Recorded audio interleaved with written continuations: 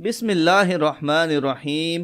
حادثاتی موت اور مرتے وقت شیطان کے حملے سے پناہ مانگنے کی دعا۔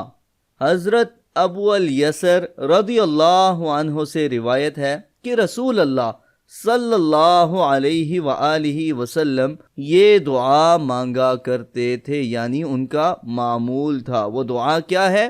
وہ دعا یہ ہے: اللہم انی اعوذ بک من الحرم والتردی والہدم والغم والحریق والغرق وَأَعُوذُ بِكَ أَن يَتَخَبَّطَنِ الشَّيْطَانُ عِندَ الْمَوْتِ وَأَنْ أُقْتَلَ فِي سَبِيلِكَ مُدْبِرًا وَأَعُوذُ بِكَ أَنْ أَمُوتَ لَذِيغًا وَأَنْ أُقْتَلَ فِي سَبِيلِكَ مُدْبِرًا وَأَعُوذُ بِكَ أَنْ أَمُوتَ لَذِيغًا۔